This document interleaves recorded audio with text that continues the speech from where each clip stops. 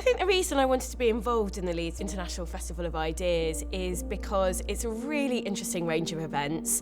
There are some really good speakers, and I just thought it's a good opportunity to come to host an event about social media and to hopefully have a really good dialogue with the people in the room as well. And I think from what I've heard, the people who've been coming along to the festival, really diverse bunch of people, but very interested in the subjects that are being hosted, and that's what kind of the thing they have in common. So it's really about having that two-way conversation.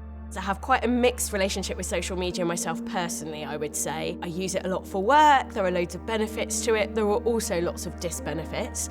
You can end up spending too much time on it. I do think you really have to watch. Sometimes it can make you harden your views rather than listen to other perspectives, and as a female journalist I also get a lot of abuse on it. So you have to develop techniques for avoiding that. I would say on balance it's probably net positive for me overall. But I think when we zoom out and take a look on us as a society, although there are some really strong benefits, I think there are some things that we need to be concerned about as well as a society. And it doesn't mean that we need to get rid of it, because I mean the genie's out of the bottle, that's not going to happen anyway. But I think we need to think quite carefully, how do we regulate these big social media platforms, given they are how so many people consume their news these days. Lots of people read their news on Facebook and similar platforms, or TikTok, rather than going directly to newspaper websites or the BBC. And it also sort of changes the way we kind of talk to each other about things like politics and some of the big issues across the world. And so I think at the moment it's very, very unregulated, and the main motivation in the way these platforms are structured is profit. And I'm not sure that that's the right motivation for the people running these platforms. So I think there are some big conversations we need to have as a society. And I think, we've always lived with big corporations who make money out of very negative externalities in society. So, big tobacco, for example, oil companies, alcohol companies. These are all companies that produce things that are generally bad for us as a society, although, if you're drinking alcohol, there can be some quite fun aspects to it as well. But there are big costs to society, and companies do not think about those costs unless they are forced to by government. And I think the same is true with social media. Obviously, it's a very different sort of externality, the outrage that's generated, the polarisation that's created in some really important social conversations that we need to have as a society.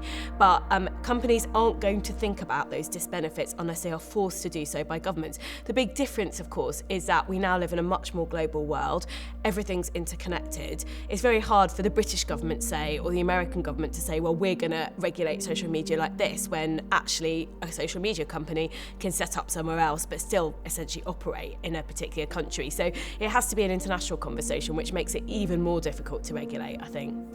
So I think when you look at social media, it has a particular impact on individual psychologies, and it can cause us, I experience this myself sometimes, it can cause us to sort of dehumanise the people who disagree with us, to harden our own views, particularly when you're getting a lot of abuse from sort of individual but sometimes small accounts on Twitter with few followers who think differently to you. It makes you think, oh God, those people aren't very nice, are they? On the other side, leads you to question their motivations. Those are very human instincts, and I think institutions have got a really important role in kind of helping to insulate us from some of that. So what does that mean? That means, for example, the role of governments in mediating and regulating.